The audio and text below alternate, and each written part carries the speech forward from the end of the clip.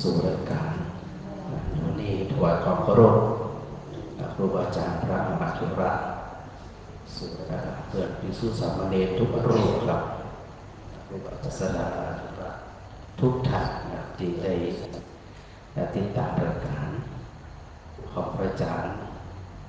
ผู้ช่วยศาสตราจารย์ดร.พระมหาบวรวิทย์รัตนโชโตออกอากาศที่วัดอุทุมพรสถานีวิทยุ165 เมกะเฮิรตซ์ของวิศวนครลำปางวันนี้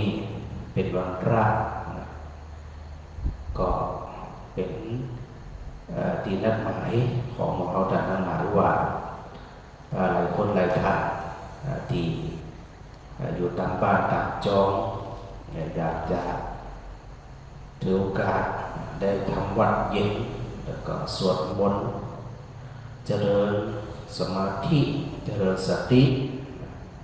ได้พร้อมเพรียงกันเพราะว่าช่วงนี้เป็นหน้าฝนสดาหลายคนหลายท่านอยากจะไปวัดแต่ว่ามันไปบ่ได้ฝนตกพอคนตางมันเปียกมันมืดพอหลายคนก็รอเปิดหนังสือสวดมนต์อยู่พระอาจารย์ได้แจกไปนั่นเปิดรอเพื่อที่จะถือโอกาสได้ทำวัดสวดมนต์โดยพร้อมเพรียงกันดังนั้นเนี่ยเขาก็เลยถือโอกาสได้สาธยายบนโดยอย่างโดยดังนั้นเมื่อเขาทั้งหลายมีความพร้อมกินข้าวกินน้ำเรียบร้อยอาบน้ำอาบน้ำเรียบร้อยหลายคนก็ตั้งคิดตั้งใจได้เวลาที่เขาทั้งหลายถือโอกาสได้เข้าเฝ้าพระรัตนตรัยก็คือองค์สมเด็จพระสัมมาสัมพุทธเจ้าแล้วก็องค์ธรรมก็คือพระธรรมเจ้าแล้วก็พระอริยสงฆ์เจ้าเราทั้งหลายเวลาทำวัดเย็นเนี่ยก็จะแปลโดยนักคณะที่แปลศรัทธาทั้งหลายก็จะต้องทำความเข้าใจโดยว่าคำแปลนั้นเนี่ยมันเป็นจะได้แล้วก็หลายคนหลายท่านถามพระอาจารย์เข้ามาก็มีว่าในบทสวดมนต์คำแปลต่างๆเนี่ยโดยเฉพาะที่เป็นภาษาบาลีหลายคนก็ถามพระอาจารย์มาว่าที่พระอาจารย์วงเล็บดูสถาดูกรรมก็ได้ดูนาที่13ดูขอไป23ดูนา23เนี่ยนับลงมาภาษาบาลีนะ1 2 3 4 5 บรรทัดที่5เห็นไหมพระอาจารย์จะวงเล็บทาสีโดยปกติคนบอกไปเนี่ยอย่างพระเจ้าหรือว่าปัจจัยเปิดจะสวดคำว่าพุทธัสสะอัสสมิทาโสวะพุทโธแต่ถ้าสถาเป็นแม่ยิงก็จะต้องสวดว่าพุทธัสสะอัสสมิทาสีวะพุทโธเขาก็บ่ต้องสวดทาโสสถาไม่ยิงก็ไปสวดคำว่าทาสีนับลงมาแห่ง2 3 บรรทัดวันทันโตหังจาริสามีนี่นะอันนี้หมู่ปัจจัยจะสวดที่อีกถ้าเป็นสุภาพสตรีเป็นแม่หญิงก็สวดว่าวันทันตีหังจาริสามีทุกที่ไปเราก็ลงมาแห่ง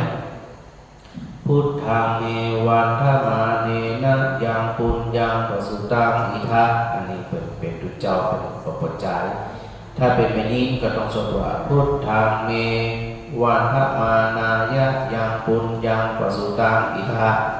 นั่นคือทรัพย์ตั้งนาอยู่วงเล็บสถานแบบนี้ก็ต้องสวดเพราะว่าภาษาบาลีเนี่ยเปิดมีเพศปุงลิง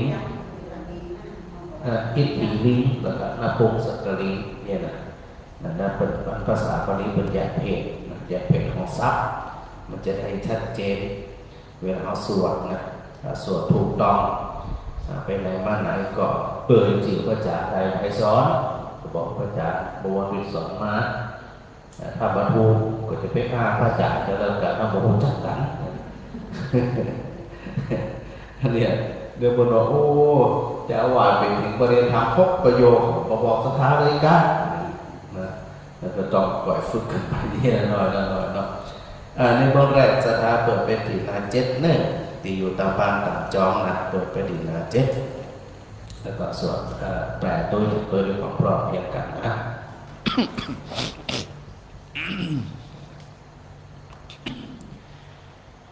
โยสุภะคะวะอะระหังสัมมาสัมพุทโธพระผู้มีพระภาคเจ้าอันพระองค์ใดเป็นพระอรหันต์ดับเพลิงกิเลสเพลิงทุกข์สิ้นเชิงตรัสรู้ชอบได้โดยพระองค์เองสวากขาโตเยนะภะคะวะตาธัมโมพระธรรมเป็นธรรมอันพระผู้มีพระภาคเจ้าพระองค์ใดตรัสไว้ดีแล้วสุปฏิปันโนยัสสะภะคะวะโตสาวกสังโฆพระสงฆ์สาวกของพระผู้มีพระภาคเจ้าพระองค์ใดปฏิบัติดีแล้วตามมายังภะคะวันตังสัทธัมมังสัสสังฆังอิเมหิสักการิยะหารังอารัวปิเตอภิปูชยามะข้าพเจ้าทั้งหลายขอบูชาอย่างยิ่งซึ่งพระผู้มีพระภาคเจ้าพระองค์นั้นพร้อมทั้งพระธรรมและพระสงฆ์ด้วยเครื่องสักการะทั้งหลายเหล่านี้อันยกขึ้นตามสมควรแล้วอย่างไรสาธุโนพันเตปรินิพพุโตปิข้าแต่พระองค์ผู้เจริญพระผู้มีพระภาคเจ้าแม้ปรินิพพานนานแล้วทรงสร้างคุณอันสำเร็จประโยชน์ไว้แก่ข้าพเจ้าทั้งหลายปัจฉิมาชนะตานุกรรมปมานาสาทรงมีพระหฤทัยอนุเคราะห์แก่ประชุมชนที่เกิดมาภายหลังอิเมสะการยทุกขตาปันนาการะโหเตปฏิคันหาตุขอพระผู้มีพระภาคเจ้าจงรับเครื่องสักการะอันเป็นบรรณาการของคนยากทั้งหลายเหล่านี้อามาการอิคารตาหิตายะสุขายะเพื่อประโยชน์และความสุขแก่ข้าพเจ้าทั้งหลายตลอดกาลและนานเทอญอะระหังสัมมาสัมพุทโธภะคะวะพระผู้มีพระภาคเจ้าเป็นพระอรหันต์ดับเพลิงกิเลสเพลิงทุกข์สิ้นเชิง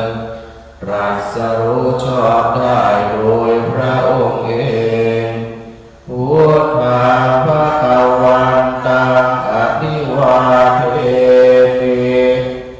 ข้าพเจ้าขออภิวาทพระผู้มีพระภาคเจ้าผู้รู้ผู้ตื่นผู้เบิกบานสวากขาโตภะคะวะตาธัมโม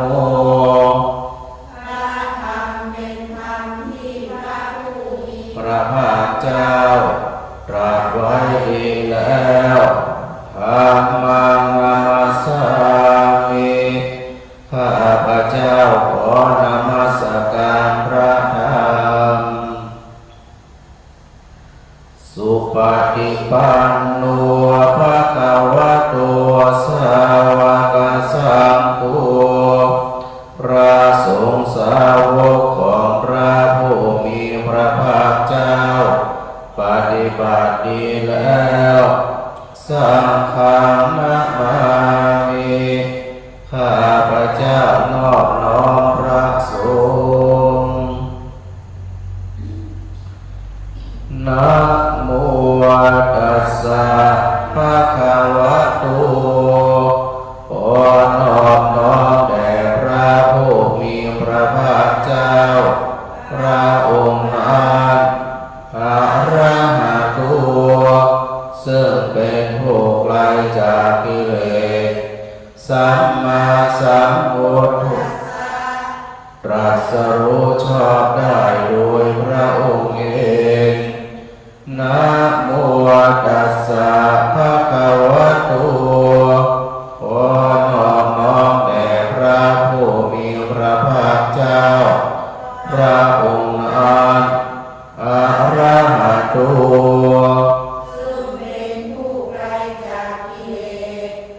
สัมมาสัมพุทธัสสะตรัสรู้ชอบได้โดยพระองค์เองนะโมตัสสะภะคะวะโตขอนอบน้อมแด่พระผู้มีพระภาคเจ้าพระองค์นั้นอะระหะโตซึ่งเป็นผู้ไกลจากกิเลสสัมมาสัมพุทธัสสะตรัสรู้ชอบได้โดยพระองค์เองเปิดเป็นหน้าสาวสอง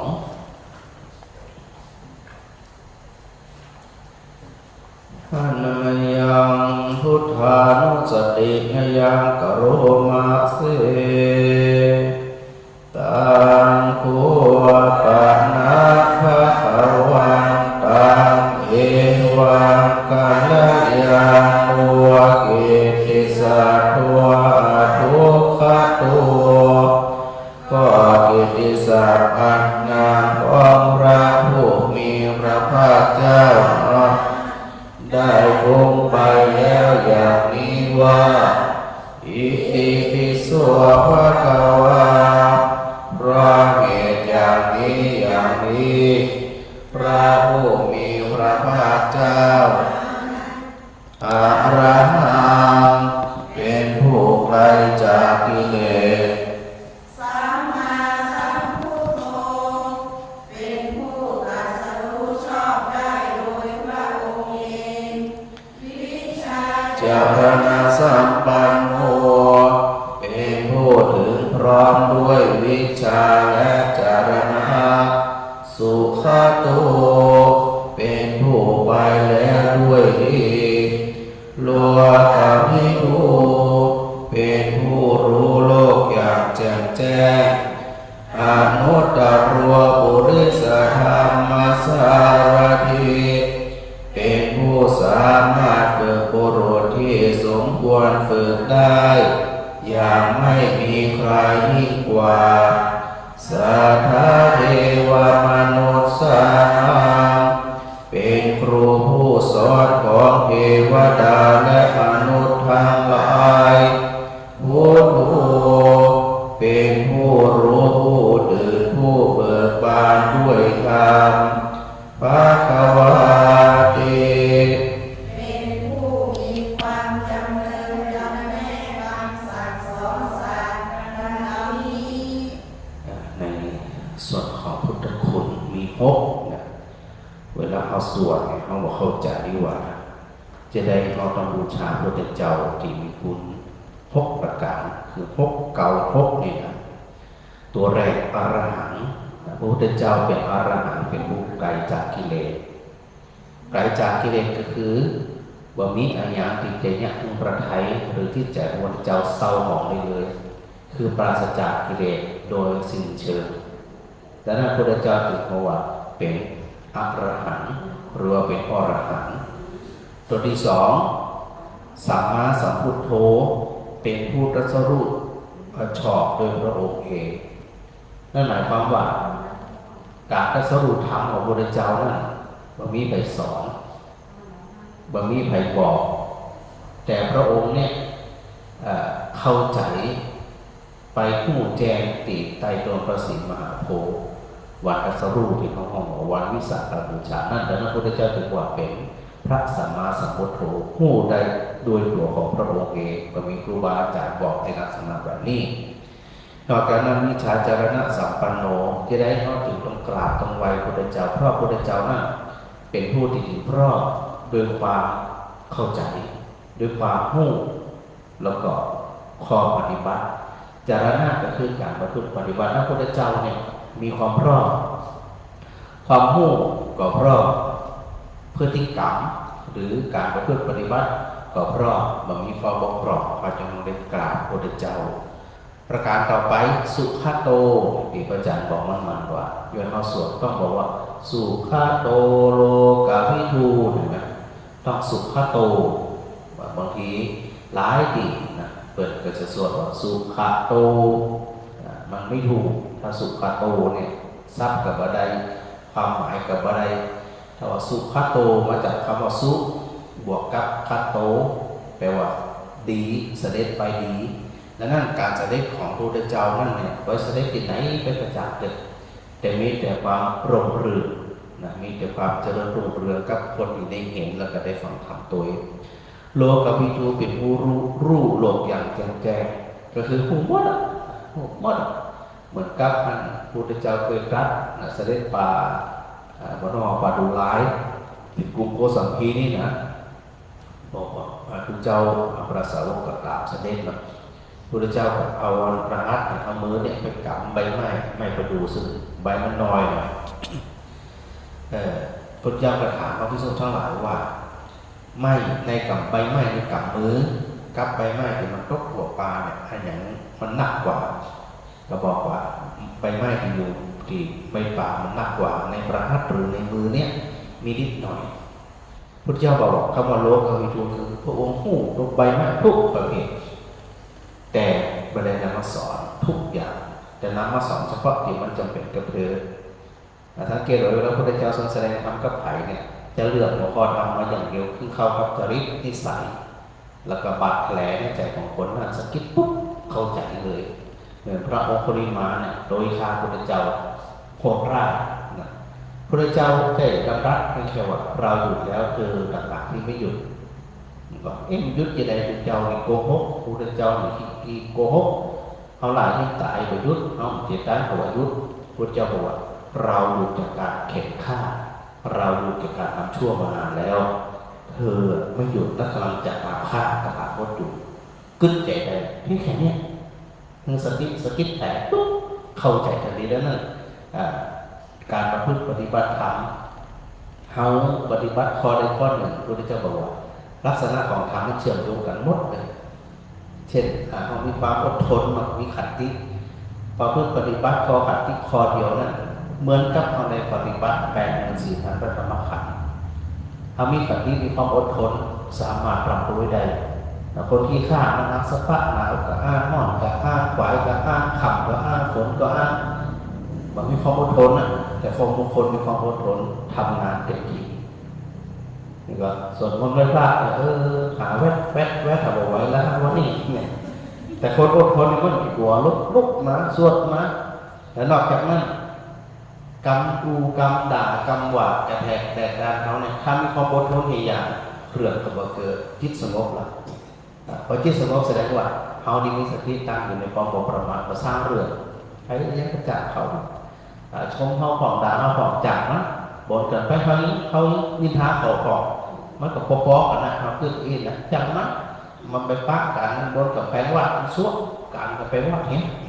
เขาก็บอกเก็บมาคิดนะพระพุทธเจ้าเนี่ยเป็นโลกวิทูรู้โลกอย่างแจ่มแจ้งเนาะอนุตตรปุริสธรรมสารเป็นสารถีคือเป็นคนที่ฝึกขนบ่มีไผเทียบเท่าพุทธเจ้าฝึกเราได้ผลได้ประโยชน์แจ้งงานได้เลยสถาธิวมนุษย์นั้นเป็นครูของตั้งเทวดาและมนุษย์ทั้งหลายนะมันจะเป็นครูเฉพาะคนนะเป็นครูไม่กระทั่งเทวดาโดยพุทโธ ลักษณะของพระพุทธเจ้าคือเป็นผู้รู้เป็นผู้ตื่นเป็นผู้เบิกบานผู้รู้ก็คือรู้ทุกอย่างว่าอันอย่างติดเดียวเนี่ยเป็นมีความทุกข์อันอย่างเป็นเนี่ยมีความเศร้าโศกอันอย่างเป็นเวียนว่ายแต่เกิดผู้มดนะเป็นผู้ตื่นมาเป็นผู้เป็นท่องว่าเป็นผู้ที่ถูกโมหะครอบงำเป็นผู้ตื่นมดผู้มดอย่างเป็นอย่างนี้นะแล้วก็เป็นผู้เบิกบานลักษณะของความเบิกบานคือถ้าจะเบิกบานได้ก็ต้องรู้ความจริงแล้วก็ตื่นจากโมหะจึงจะมีที่จะตีแจ่มใสเบิกบานสุดท้ายพระขวาเป็นพระคุณของพระพุทธเจ้าที่ในเนื้อหาในนี้บอกว่าเป็นผู้จำแนกสัตว์นั่นหมายความว่าพระพุทธเจ้าเป็นผู้จำแนกแจกแจงเช่นถามว่าคนเนี่ยจะได้ตายแล้วเกิดทุกคนก่อนคนเนี่ยตายแล้วบอกเกิดทุกคนก่อนหรือจะได้เวลาคำตอบก็จะตอบไปละเช่นไปถามพระเจ้าคนที่ตายแล้วเนี่ยเกิดทุกคนก่อนถ้าสมมติคนมาถามเขาสมมติสถานสวดบนมันกูวันพระพอถามคนเดียวนะคนเขาเนี่ยตายแล้วเกิดทุกคนก่อนจะตอบจะได้เกิดทุกคนฮะบันไดเกิดทุกคนกันAllahปฏิบัติเกิดไปไหนฮะเป็นเป็นก็เกิดแล้วเกิดไม่เป็นเป็นไงเป็นเกิดแล้ว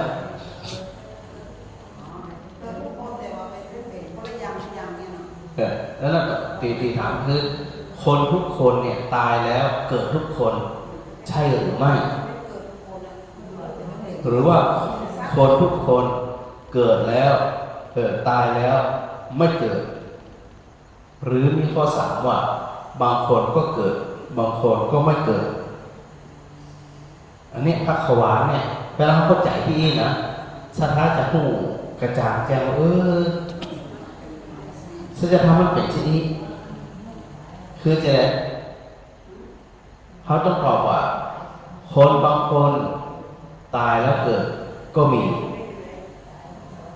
บางคนตายแล้วไม่เกิดก็มีตายแล้วมาเกิดคือไผเดี๋ยวเราจะไปดูสังฆคุณ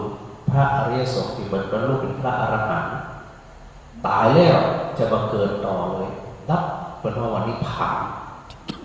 เนี่ยอันเนี้ยเป็นว่าลักษณะของพระพุทธเจ้าในจำแนกแจกแจงที่พระอาจารย์เดินเปรียบเทียบเขาทั้งหลายว่าสมมติเรามาสวดมนต์เนี่ยเดินออกไปเนี่ยฝนตกรถฝนทุกคนมีคนถามว่าเป็นว่าทุกคนก่อนเป็นสักคนเป็นไม่ได้ก่อนคำตอบของผมว่า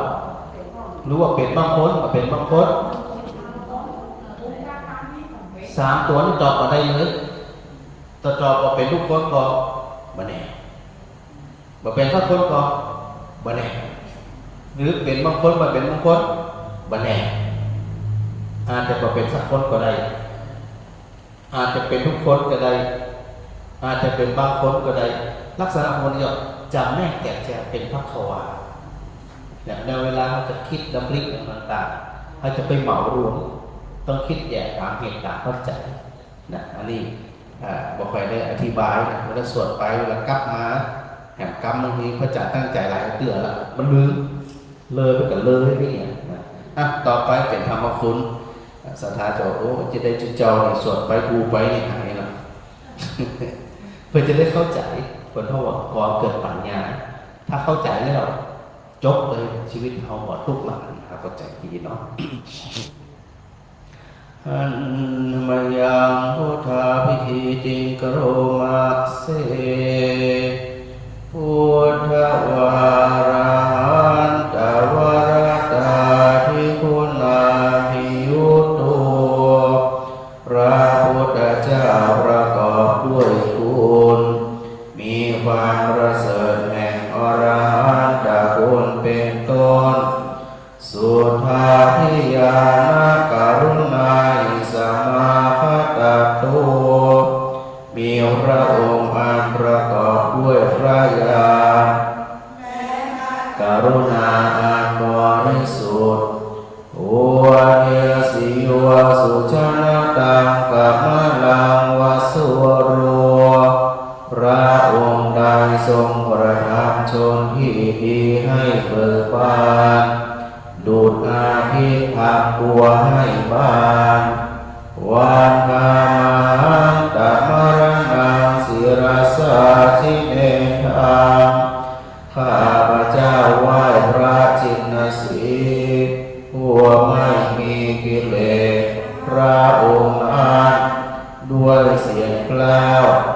พุทโธโยสัพพปานินางสารนังเขมามุตตมังพระองค์ใด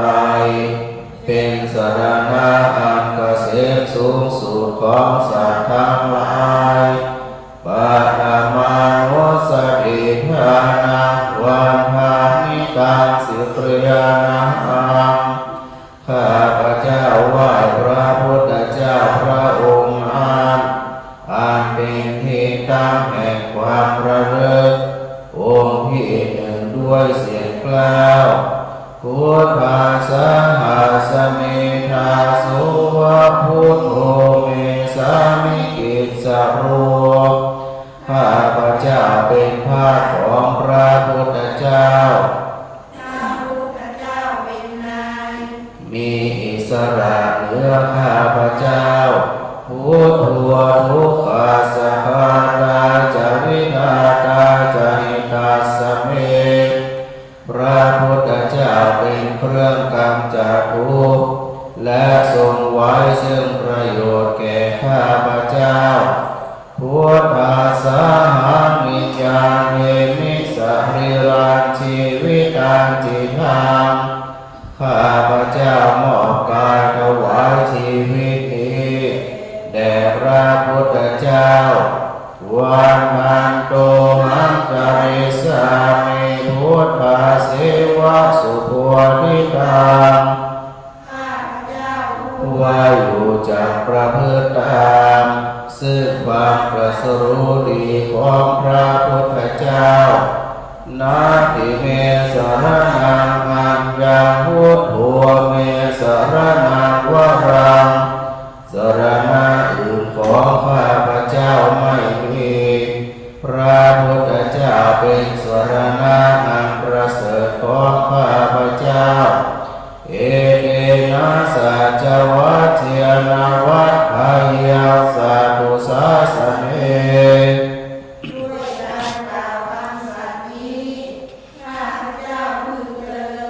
พระศาสนาของพระศาสดาพุทธังเอวันธรรมาเนนะยังพุทธาปสุตังอิทังข้าพเจ้าผู้ไหว้อยู่ซึ่งพระพุทธเจ้าได้ขนขวายบุญใดในบัดนี้สัพเพติอันตรายาเมมัยสุตตาสเตจะสหาอันตรายทั้งปวงอย่าได้มีแก่ข้าพเจ้า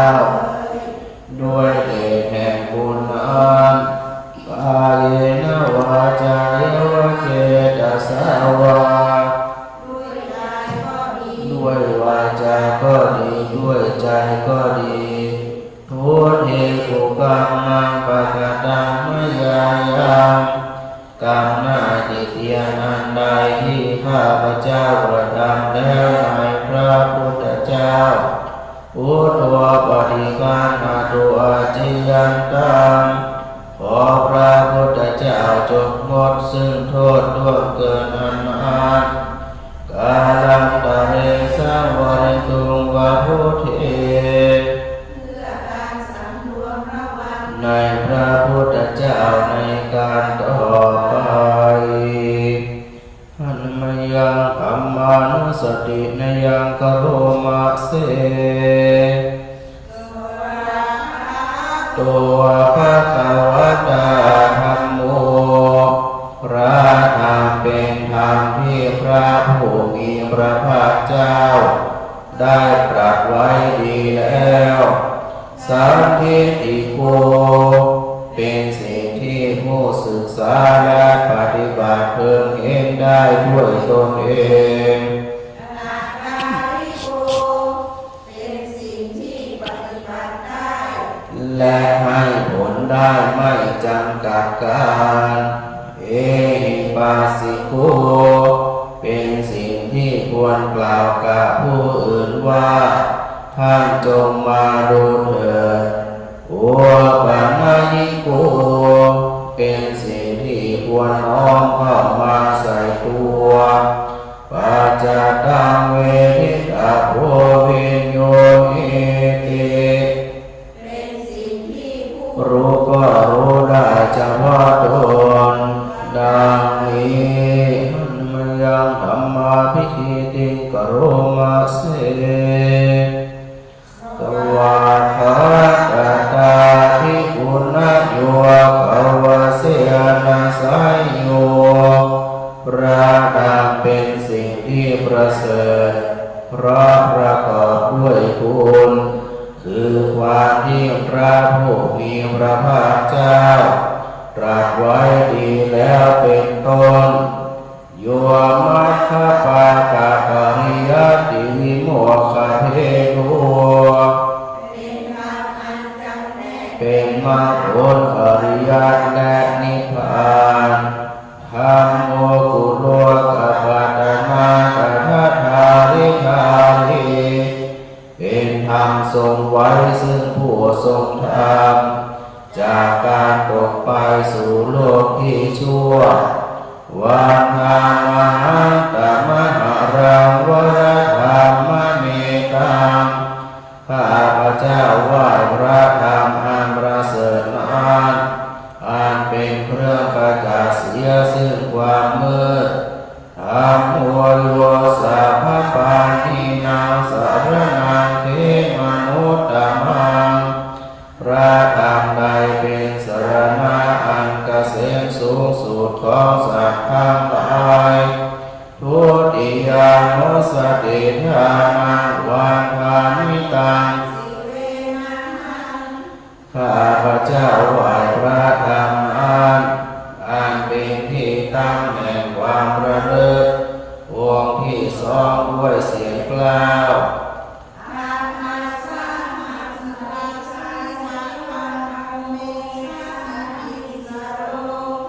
ข้าพเจ้าเป็นทาสของพระธรรมพระธรรมเป็นนายมีอิสระเหนือข้าพเจ้าธัมโมทุกขัสสะภาตาจาวิทาตาใจตาสเมพระธรรมเป็นเครื่องกำจัดทุกข์และทรงไว้ซึ่งประโยชน์แก่ข้าพเจ้า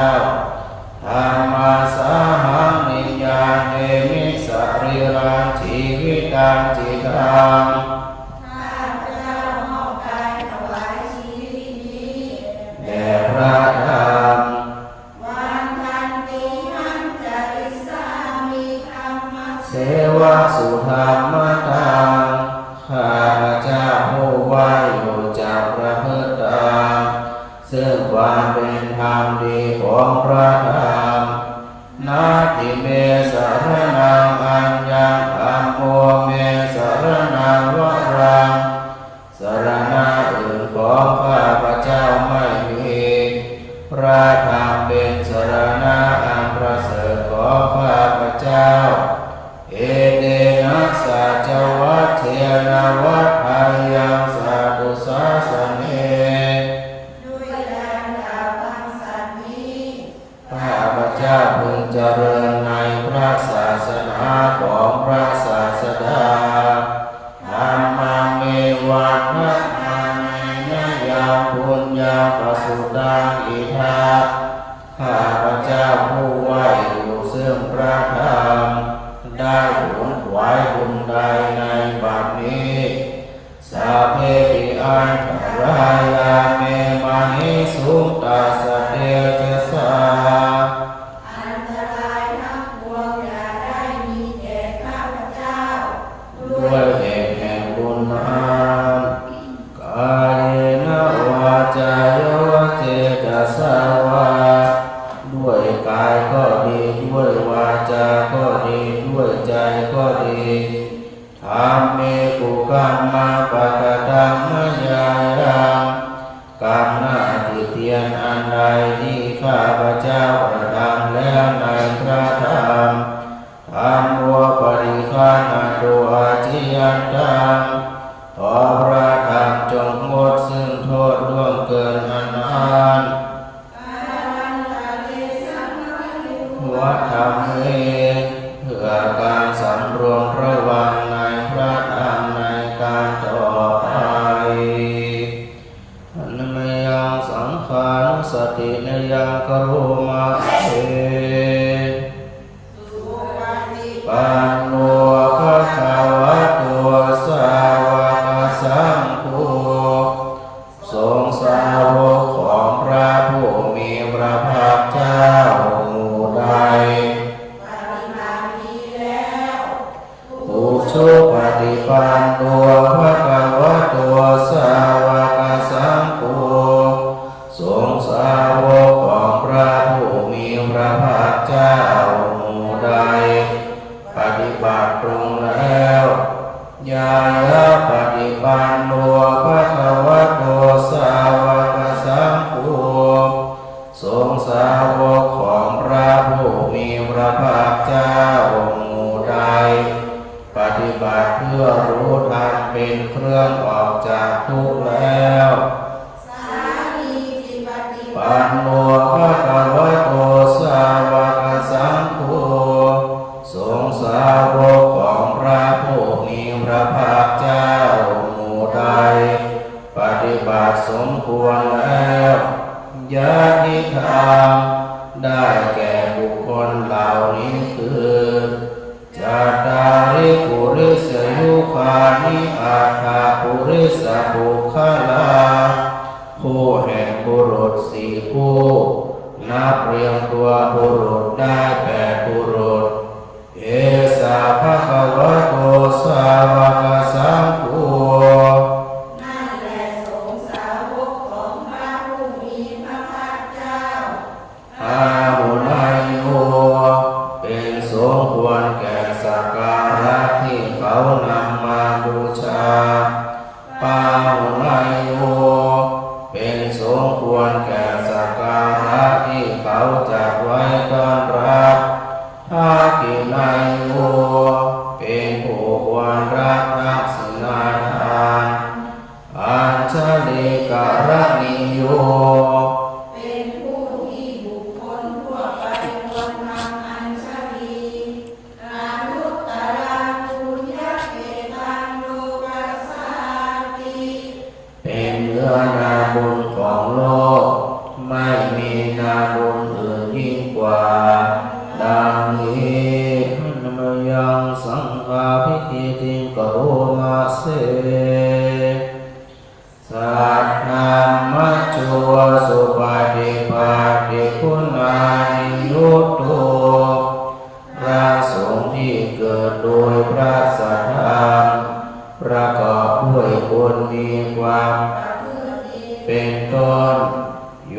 ธาภิโภอริยปุคคลสังฆเสโทเป็นหมู่แห่งพระอริยบุคคลอันประเสริฐแตกจากพวกศีลานิธรรมะปะวราสยกายจิตโตมีกายและจิตอันอาศัยธรรมมีศีลเป็นต้นอันบวรวันธามหันตมริยามคนาสุทังข้าพเจ้าไหว้พระอริยเจ้าเหล่านั้นอันบริสุทธิ์ด้วยดีสังโฆโยสัพพปานีนางสารนังเขมนุตตมังพระสงฆ์หมู่ใดเป็นสารณะอันเกษมสูงสุดของสัตว์ทั้งหลายตาทิยานุสติภานังวันหามิตังสุริยนังข้าพเจ้าไหว้พระสงฆ์หมู่นั้นอันเป็นที่ตั้งแห่งความระลึกโอ นิสาด้วยเสียงกล้าวสังฆาสาหังยาสิวะสังโฆเมสามิติสโร ข้าพเจ้าเป็นทาสของพระสงฆ์พระสงฆ์เป็นนายมีอิสระเหนือข้าพเจ้าสังโฆโลภาสภาตาจาวิทาตาจาหิตัสสเมพระสงฆ์เป็นเครื่องกำจัดทุกข์และทรงไว้ซึ่งประโยชน์แก่ข้าพเจ้าสังคัสสะหังวิญญาณเอมิสะริรังชีวิตังจิตังข้าพเจ้ามอบกายถวายชีวิตนี้แด่พระสงฆ์วันนันติหัตถริส สามิสังฆาโสปฏิปันนตังข้าพเจ้าผู้ว่าอยู่จากประพฤติตามซึ่งความปฏิบัติดีของพระสงฆ์นาทิเมสรนังอัญญังสังโฆเมสรนังวรังสรณะอื่นของข้าพเจ้าไม่มีพระสงฆ์เป็นสรณะอันประเสริฐของข้าพเจ้าเอเดนะสัจวัตเทนะวัฏฐายังสัตตุสาสเนด้วยการกล่าวคำสัตย์นี้ข้าพเจ้าพึงเจริญในพระศาสนาของพระศาสดาสังฆังเมวันทมาเนนะยังปุญญังปสุตังอิทาข้าพเจ้าผู้ไว้อยู่ซึ่งพระสงฆ์ได้ผลขวายบุญใดในบัดนี้สัพเพติอันตรายาเมมหิสุตัสสะเตจสาอันตรายทั้งปวงอย่าได้มีแก่ข้าพเจ้าด้วยเหตุแห่งบุญนั้นอาเรนะวาจายวะเจตสาวาด้วยกายก็ดีด้วยวาจาก็ดีด้วยใจก็ดีสังเกตุกัมมาปะกตามยายากรรมหน้าที่เพียงอันใดที่ข้าพเจ้ากระทำแล้วในพระสงฆ์สังฆปฏิคันหาตุอาชยันตังขอพระสงฆ์จงงดซึ่งโทษล่วงเกินอันอันกาลันตะเรสังวริตุง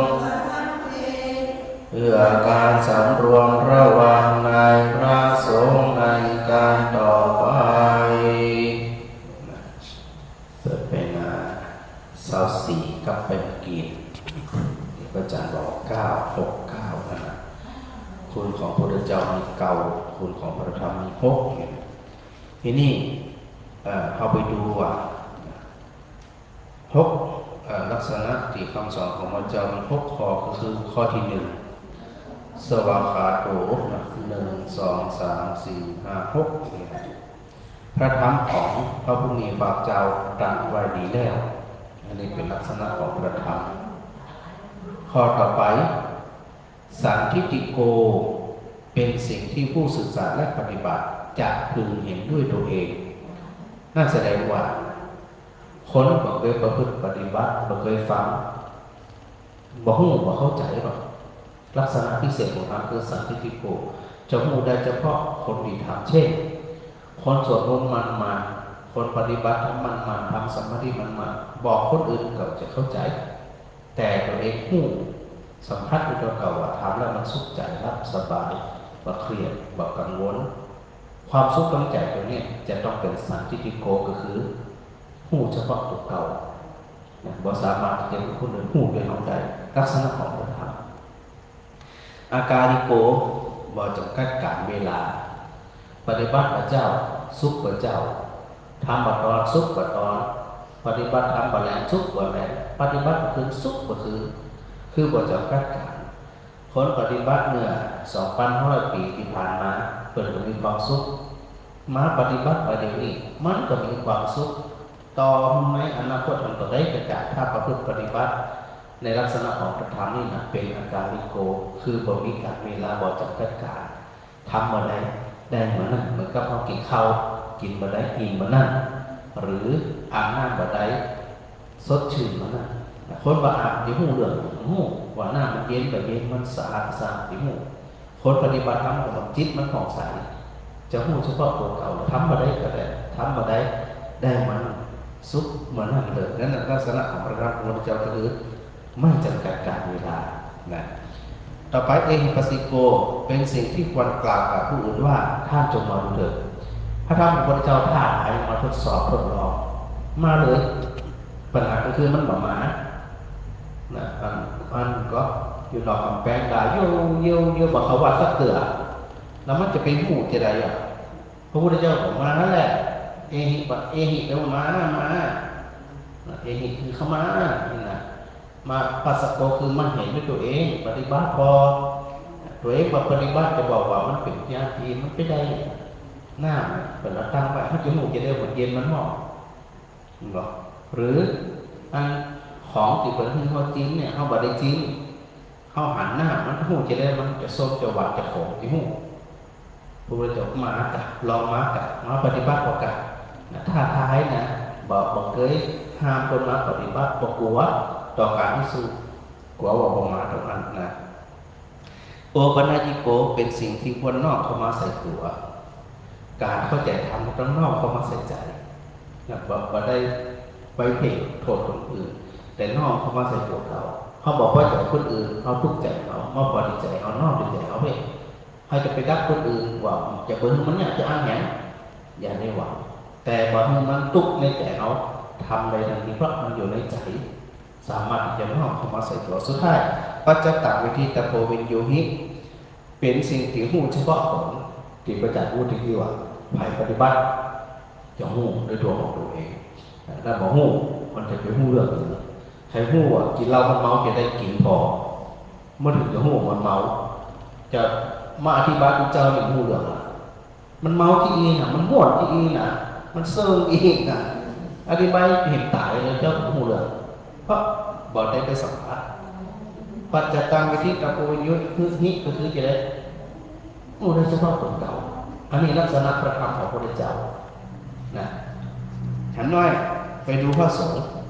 9 6 9พระสงฆ์ก็มีอย่างจะได้เก่า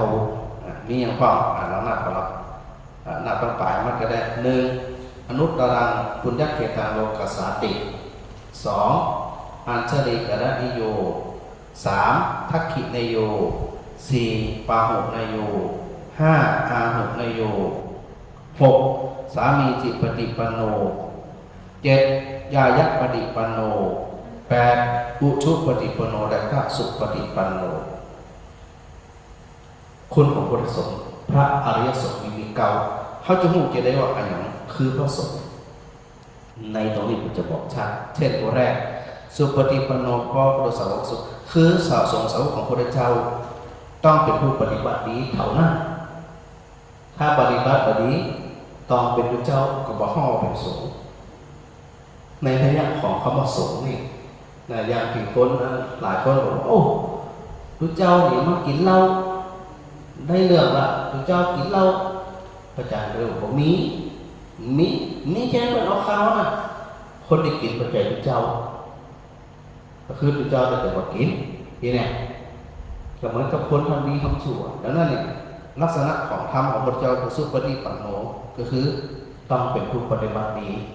เท่านั้นอันนี้ข้อที่1นะข้อที่2ผู้ชุปฏิปันโนต้องเป็นผู้ปฏิบัติตรงน่าจะได้หลักการไม่ใช่หน้าพยายามรับหลังพยายามปัจจัยตรงคือตรงเข้าสู่พระนิพพานเปิดกระซ้ายปากขวาผิดก็คือผิดถูกก็คือถูกบ่เอาใจไผคือการแสดงธรรมของพระเจ้าบ่เอาใจไผนะซะท่านบ่เอาใจคนนี้เป็นคนรวยต้องเอาใจมันน้อยหนึ่งลองปลอบใจมันน้อยหนึ่งเวลาผู้ผิดเขาโดยใจมันพระพุทธเจ้าปัจจัยผิดคือผิดปัจจัยคือปัจจัยมีลักษณะของพระเจ้าคือตรงไปตรงมาดังนั้นพระสงฆ์ในนัยยะของตรงนี้ก็คือต้องเป็นผู้ตรงปฏิบัติตรงแล้วก็ตรงประสบการณ์ผ่านโดยนะยายะปฏิปันโนสาพระพุทธสาวกสงฆ์สงฆ์สาวกของพระพุทธเจ้านั่นก็คือต้องปฏิบัติเพื่อรู้ผู้ทำเป็นเครื่องออกจากทุกข์โดยที่สุดแล้วเนี่ย ในนัยยะของพระอริยสงฆ์สาวกคือปฏิบัติเพื่อที่จะ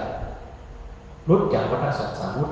จากการเวียนว่ายตายเกิดปฏิบัติอย่างจริงจังขับเปลี่ยนถึงจะห้องว่าเป็นอริยสงฆ์ในนัยยะของพระสงฆ์จากนั้น สามีที่ปฏิปันโนเป็นคนที่ปฏิบัติสมควรแล้วคือถูกต้องแล้วแม่นแล้วอย่างมันคัดหูคัดตาคัดใจเนี่ยไม่ใช่ถ้าปฏิบัติแม่นแล้วเหมาะสมแล้วดีแล้วสร้างความเลื่อมใสทำคนที่ยังไม่เลื่อมใสให้เลื่อมใสทำคนที่เลื่อมใสแล้วให้เลื่อมใสมากยิ่งขึ้นจึงจะเรียกว่าเป็นสามีจิปฏิปันโนปฏิบัติเหมาะสมแล้วนะไปรับเลยนะยะที่ทางได้แก่บุคคลเหล่านี้คือไปหาพระเจ้าหันเดี๋ยวพระเจ้าก็แก่รับอีกแล้วนะเดี๋ยวนะเวลาจะไม่หาวนะจัตตาริปุริสยุคานิอัตถปุริสอุคราเห็นไหมคู่แห่งบุรุษสี่คู่นับเรียงตัวบุรุษได้8บุรุษ4คู่เป็น8 4คู่คำว่าอริยสงฆ์เนี่ยก็หมายถึงพระอริยบุคคลมี4จ้าละ1คู่พระโสดาปัตติมรรคโสดาปัตติผลสกทาคามิมรรคสกทาคามิผลอนาคามิมรรคอนาคามิผลแล้วก็อรหัตมรรคอรหัตผล4คู่8ประเภทถึงจะเรียกว่าเป็นพระอริยสงฆ์ต้องเป็นพระอริยบุคคลพระโสดาบันพระสกทาคามีอนาคามิผลอย่างพระอาจารย์เนี่ยมันจะเป็นอริยบุคคลเป็นสมมุติสงฆ์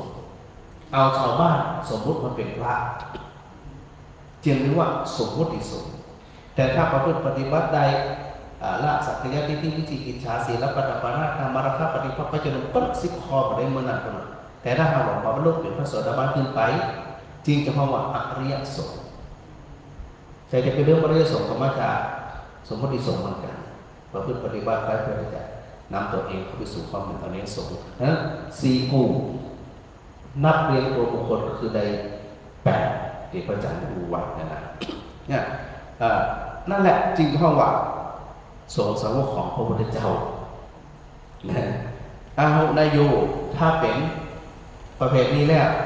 เป็นสมควรแก่สักการะที่เขานำมาบูชาควรที่จะกล่าวบูชากล่าวน้อมบูชาสักการะถ้าเป็นอริยบุคคลคือบอกผิดหวังเลยเนี่ยบอกป้าเขาสู่นรกแน่นอนบอกป้าเขาสู่นรกเขาโลกเขาพงแน่นำไปสู่ความโคตรทุกข์โศกเสียเดียวควรบูชาปาหุนโยเป็นผู้ที่ควรต้อนรับพระอริยสงฆ์ไปไหนควรต้อนรับคนต้อนรับจะเป็นบุญในปัจจุบันบุญในอนาคตปัจจุบันก็คือมีโอกาสได้ถวายทานมีโอกาสได้ปฏิบัติพระอริยสงฆ์ตั้งแต่พระโสดาบันขึ้นไปนั้นได้หันผลในปัจจุบันและในอนาคตอย่างก็ต้องสงสัยดังนั้นเป็นว่าควรต้อนรับคัคคินโยเป็นผู้ควรรับภักษิณาทานเวลาทำบุญทำอย่างต่างๆเนี่ยโดยผ่านพระอริยบุคคลนั้นตัวผิดหวังเพราะเปิดมีคุณลักษณะพิเศษอัญชลีกรัตนิโยเป็นบุคคลทั่วไปควรทำอัญชลีคือกราบไหว้ถ้ากราบไหว้แล้วบ่เสียของบ่เสียเวลาสุดท้ายอนุตตรังปุญจักเขตตังโลกัสสะเป็นเนื้อนาบุญของโลกไม่มีนาบุญอื่นยิ่งกว่าในความมันจะได้นึกถึงน้ำเขามีเขาเล็กงามเนี่ยเขาจะวางเนี่ยเขาจะวางเข้าดีมันแรกตายอย่างเดียวนะไม่ได้กินเขานั่นนะหรือหน้าพวงเต็มแทบอย่างเขาหันเนี่ยเต็มแทบเอาเม็ดเขาไปหวานได้กินก็ได้กินหรือแรกกับมาแรกพวงกับมาทวงยาเต็มแพทย์เขามีเขาฝังเม็ดผัดอย่างนี้นะไปหวานมาเกิดยาหุบบดอนุตตรบุญญเขตตังโลกัสสะพระอริยสงฆ์เป็นบุญญเขตเป็นเนื้อนาบุญคือจะได้กระสังเกตก่อนแต่พระอริยบุคคลเหมือนน้ำอีกเอายาแล้วไถแล้วพรวนแล้วหม้ออย่างอีกงานกับบ่หกแรงกับบ่แรงหน้ากับบ่ท่วม หวานเมื่อไรมีโอกาสได้กินเม็ดงามสลวกงาม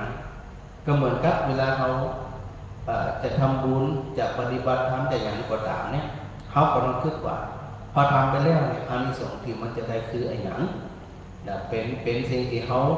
สามารถรักษาพุทธศาสนาได้ทางตรงและทางออกนะพระเจ้าบอกว่าพระพุทธศาสนาเนี่ยจะไปฝากไว้กับสมพุทธิสงฆ์เพียงอย่างเดียวเพราะมีโอกาสเปลี่ยนข้ามแต่ถ้ายอมศึกษาดีปฏิบัติดีถึงสติได้บัดนี้นะพระอาจารย์อันบออีบอด้วยความห่วงใยเพราะเขาหูแต่ถ้าเขาหูมันก็ไปกันไงแต่ละคนต้องหูพระพุทธเจ้าเนี่ยสถากับที่ว่าแม่ก็ผัวก็สถากับเขารบลงใสพอสถาเขารบลงใสพระเจ้าก็เข้าใจผิดว่าถูกหลังละป้ากันโดดหน้าตาอย่างเดียวนะครับกับนั้นเนี่ยเวลาเขาสวดมนต์ในเนื้อหาสาระต่างๆที่เขาสวดมาเนี่ยถ้าเขาสวดก็จะย้ำบ่อยๆว่าสวดแล้วเข้าใจและอย่าลืมนำมาคิดเลยคำสอนพระพุทธเจ้าเป็นคำสอนของปัญญาของความคิดเข้าใจคิดเป็นประโยชน์ทันทีบ่ต้องรอเพราะเขาบ่รอที่เหมือนกับที่พระอาจารย์พูดตะกี้ว่าเข้าหวานเขาต้องได้กินจะหวานไปเลยไม่ได้เนี่ยอย่างดีสถานเนี่ยเจ้าในเบียงในกันนี้นะ10 โมงบิณฑบาตไปที่ไหนมาที่ไหนหูนี่เนี่ยแล้วก็สระกับท้าควันก็บอกว่าพระอาจารย์บอกไม่ควรบอกควรเดินตั้งใจโยมบอกควรถามแสดงว่าโยมหูเรื่องโยมลงถามคือเวลานี้มันเป็นเวลาที่บิณฑบาตยกเว้นเป็นเฉพาะกิจเช่นโยมป่วยไข้เนาะตุเจ้าไปขวายน้อยตอน11 โมงกับเป็นยังก็เพราะว่าโยมเปิดนิมนต์ไว้แล้วว่านี่นะป่วยไข้จะมาเนี่ยออกโรงพยาบาลมาตั้งใจจะใส่บาตรอาจจะมาขวายน้อยนี่นิมนต์มารับบาตรกันเนิ่นหรือเดินทางไกลเนี่ยอันนี้เป็นบทว่าบ่งบอกเจตนาแต่ถ้าปีนตึงวันมันก็บ่ควรถามอยู่ตัวเองต้องตัดสินใจได้แล้วว่ามันควรเป็นจะใดมันก็ไปแค่อันที่เองก็ต้องคือหัวข้อสูงมันอย่างก็จะรู้ว่าบ่ควรก็คือบ่ควรถามที่เขาถามแสดงว่าเขาบ่ฮู้อย่างเงี้ยก็ช่วยกันพุทธศาสนาช่วยกันเฮาบ่เข้มแข็งทุกเจ้าบ่เข้มแข็งสถาบันเข้มแข็งมันก็จะรักษาวัดวาอารามไปได้สร้างมาหุกีฬาสุดท้ายบอกว่ารักษาคำสอนสร้างรักษาแต่สมบัติวัตถุมันจะไปได้อย่างไรมันก็รักษานะอย่างที่พระอาจารย์ว่าพระสงฆ์สมมุติสงฆ์เอาลูกเจ้าบาสมมติมาเป็นพระเจ้าก็คือลูกหลานน้องละเนี่ยจะได้จากอบรมสอนกันได้ที่สติกันได้ถ้าเพื่อสติกันมันอย่างบางคนเนี่ยพระอาจารย์อยู่กรุงเทพเนาะวัดมีวัดเน้นไม่นั้นนะบัลแลงเล็กกระเต็กแล้วก็กระตึ้งวันตามภาษาละอ่อนถ้าให้ทำมันแต่คุณยายคนหนึ่งแกใส่บาตรปฏิบัติธรรมอาหารถวายพระในตึ้งวันแกบอกเคยด่าบอกเคยว่าบอกเคยเอาเรื่องลูกเน้นเนี่ยไปดูที่ไหนว่าเน้นบดีเน้นลึกหรือรู้วันนั้นที่แกหันเน้นเตะตะกอแกจะชงกวนตีนชงน้ำหวานเย็นๆใส่แก้วไปถวายคือขอบสนามสถาบันคือก่อนเน้นจะกล้าเล่นต่อบอกกล้าเราโอ้ยคุณยายคุณยายเอาคุณแม่เอาคนมาที่แสดงคนส่งสัญญาณอายเลิกเล่นแต่เปิดบอกด้วยว่าเนี่ยเอาหน้าเอาอย่างนี้เย็นไปโดยสามัญสำนึกของลูกแม่ผู้กึกมันไม่ไปเล่นตั้งแต่วันนั้นแต่ถ้าไปด่าเบื่อยายนั่นแหละจะถูกด่ากลับถ้าไปว่ามันจะถูกว่ากลับใจความรุนแรงไปมันก็รุนแรงครับเพราะว่าถ้าเขาไปด่าไปว่ามันเหมือนกับว่ามันเป็นคนอื่นนะแต่ถ้าไปเหมือนบอกมันแม่มันลูกเนี่ยพระเน้นมันก็เกิดความเกลียดใจใส่บาตรทุกวันจะได้แบบเกลียดใจซึ่งสติได้แต่คนบางคนเนี่ยบอกเคยบาตรกับบอกเคยใส่วัดกับบอกเคยเข้าบอกเคยสนใจว่าพระเจ้า จะเฮี้ยนหยังลูกเน้นจะเฮี้ยนหยังจะกินหยังจะป่วยจะได้ไม่ค่อยสนใจแต่เวลาลูกเน้นหรือเจ้าเก็บข้ามมันตาเป็นจะได้ยิ้มตายอันนี้บอกควรถ้าตัวเองต้องมีสิทธิ์ในการดูแลก็บัดถามบัดใครไปหยังคนแล้วเจ้าตัวจะมีส่วนไหนที่ไปหวังเปิดแต่เขาดูแลมันเขาหวังในเรื่องมันก็ว่าเป็นลูกหลานเขาแล้วมันจะไปไหนก็อยู่ในกรอบอยู่นี้นั่นนะอันนี้ก็คือเขาทำทั้งหลายได้บอกไว้3 ทุ่มไปครับหนังสือปฏิสวดยังต่อเลยแม่ตาเลยดูลักษณะแม่นาตาเยื่อแล้วนะจะเขียนรับแล้วแม่ตาตั้งแต่จะสวดหลายบทอยู่ในสถานะรับไปทั้งหมด2ไปตีนา35ขวดน้ำแบบปื้นเหนือเขาปูไปนักมันก็จับมาได้เลื่อนดึงมัดปูทีละน้อยก็ยังที่ว่าพระอาจารย์เนี่ยออกโดยเสมอไม่ได้หมายถึงว่าพระอาจารย์เป็นคนดีเป็นพระที่ดีอย่างนั้นพระอาจารย์ถ้าเป็นผู้ชนมีโอกาสเปลี่ยนพระแต่ว่าเนี่ยเจตนาที่มันตัวพระว่าเจตนาประคองคุณเจ้าประคองสถาประคองคุณเจ้าต่างคนมาประคองกันดูแลกันไม่ได้หมายถึงดีที่สุดพิเศษสุดนี้ผู้ชนจะไปเกิดมันกับเป็นไปที่อย่างนะไปดูหนัง35เนี่ยอิตังตานากัมมานิพานาปัจจโยโหตุโนนิจังอิตังศีลกัมมานิพานาปัจจโยโหตุโนนิจังอิตังภาวนาปานาปัจจโยโหตุโนนิจังยังกินจิกุสลังกัตตะภังกัมมาสะเพหิกาเตหิกาตังปุญญังโนสุนันตุโพนโตเยเทวาสัมมิงฐานิอาทิคาตาดิคายุกาสัทธาโหตุสัพพสัตตานังอัตตานังปาริหารันตุมาตาปิตาสุขิตาโหตุทุกขาตุสัพเพยาติกาสุขิตาโหตุทุกขาปะมุญจันตุสัพเพยาติกาขาปะมุญจันตุสัพเพปิสาสัพเพยัคขาสัพเพเปตาสุขิตาโหตุปะมุญจันตุสัพเพนาคาตาสุขิตาโหตุทุกขาสัพเพเทวาสุขิตาโหตุทุกขาปะมุญจันตุสัพเพอาจาริโยปัจจายสุขิตา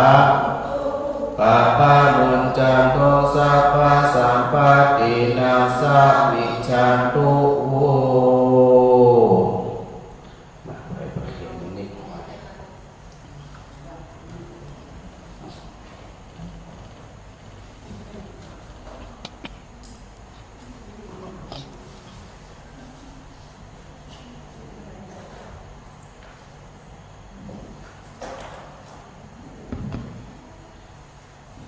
อันนี้คือผาประเคนนะสัตว์นะอันนี้ถามมีผาเนี่ยนะเป็นผาประเคนตุเจ้าคนเนี่ยจะได้ก็ผักตัวของผักถ้าผักแบบนี้สมมติว่าผักแบบนะนี่เป็นข้อมูลผักเซตเดี๋ยวก่อนเลยจะเอาป่ายเนี่ย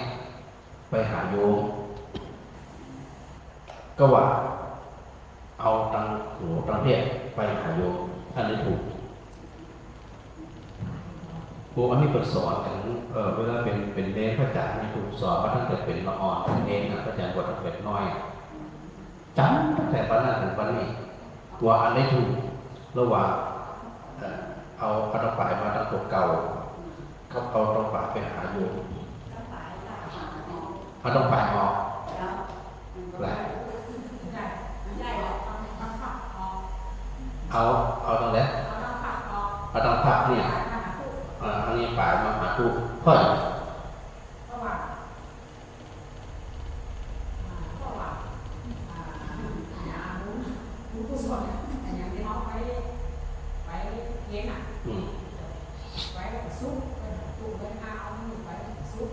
มันไปขามที่พักนี่บุญไปขามที่พักนี่มันเลยมันสุดเดียวจริงๆมันมีสังคติเห็นนะสังคติเนี่ย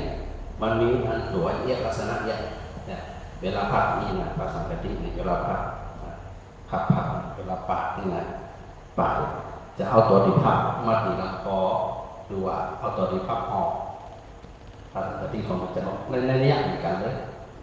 อันนี้ถูกสอนมาตั้งแต่เป็นละอ่อนเปิดอีกเวลาพักภาษาที่มันยาวเนาะเปิดให้เอาตรงนี้ออก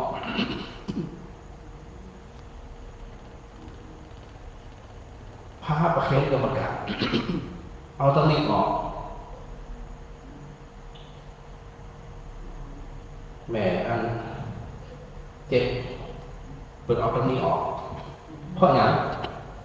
พอฟังเหตุผลเราก็เข้าใจตั้งแต่จำเพราะบางทีพาพับไว้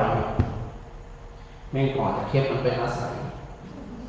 อันนี้คุณวัดได้นะสมมติพระจีวรสังคติถ้าเอามาตรงนี้เวลามันออกประเภทมันจะออกประเภทมันจะกัดคอคุณว่าทั้งมันนี้ยังมากกับมันถ่วงเวลามันหนีไม่พออันนี้แต่นะเพราะอันนี้แต่นะอันนี้เป็นสอนมาตั้งแต่สมัยที่พระอาจารย์เป็นละครเป็นเน้นนะเปิดจะว้าเป็นระเบียบอันนี้ก็มาการข้ามเหมือนกันเท้าปลายที่สมมติมีของจะแค่มันจะไปหาโยมเนี่ยจะไปญาติมันเป็นการร่ายตัวเราป้องกันเราดีกว่าถ้าอยู่กับเขาอย่างน้อยกับปัดไปถ้าไปถึงโยมเกิดโยมผู้เฒ่าผู้แก่ไปลูกไหนตันน่ะเปิดปุ๊บละเอียดโดยเฉพาะเสียงที่ว่าของเจ้าเนี่ยเวลาไปอ่านเสียง30 คอเนี่ยละเอียดมากไปถึงฉันเข้าฉันเจ๊ได้ใส่ปากเจ๊ได้แจ๊บไปแจ๊บเจ๊ได้ละเอียดมากพระพุทธเจ้านี่ในเรื่องของมรยาทนี่นะโอ้ขนาดนั้นเลยนั่นจึงบอกว่าบางอย่างเนี่ยเขากับความศึกษาประเด็นเป็นจับพิษแต่ไปสนับสนุนอันนี้พระอาจารย์จำมันแต่เป็นเลนพระอาจารย์บทตั้งแต่ละอ่อนจำมาตั้งแต่วันนั้นถึงวันนี้เพราะคำพระอาจารย์เรียกกันใส่ไปเลยอาจารย์มันบทด่าหัวด้วยนะมันรู้ว่าได้ศึกษาถามเขาเป็นละอ่อนเราไม่รู้เลยเนาะเพราะคนบาดเลยเดี๋ยวจำแบบนั้นถึงวันนี้พระสังฆทิเหมือนกันจำแบบนั้นเขาจะบอกตัวนี้เข้าเขาเป็นนั้นครับเพราะเขาโม่ให้ก่อนแค่เป็นนี้เป็นคนหลังที่เขาก็วินัยของพระเจ้าก็เหมือนกันนะเดี๋ยววันหลังเป็นเหล่าหลายข้อเช่นหน้าร้อนให้พระภิกษุปิดหน้าต่างนอนห้ามเปิดประตูและหน้าต่างมันนอนห้องหิ้งต่างก็เปิดกันแต่พระเจ้าบอกว่าอย่าเปิดประตูและหน้าต่างพระอาจารย์ไปอยู่อินเดียถูกลอกออกแต่ถ้าไปอยู่อินเดียนี่หมอหูเลยว่าพ่อเนี่ยแต่วันนี้ก็ได้เฉลยว่าพระลงไปเป็นบอกว่าพักโฆษณาก่อนพักก่อนตั้งแต่พักก่อนอายุโทพลโททีโรวนะโทปฏิภาณโทสุขัสสะธาดาเมธาวิสุขังโสปฏิคัจติอายุมตวาพลังวันนังสุขันจะปฏิภาณโททีฆายุยสวาโมติยถายทูปปัจจติติภวตุสัพพะมังคลังรักขันตุสัพพะเทวตาสัพพะพุทธานุภาเวนะสัพพะธัมมานุภาเวนะสัพพะสังฆานุภาเวนะสัทธาโสธีภะวันตุเตไหวพระพร้อมกันเนอะอะระหังสัมมาสัมพุทโธภะคะวาพุทธังภะคะวันตังอภิวาเทมิสวาคาโตภะคะวะตาธัมโมธัมมังนามัสสา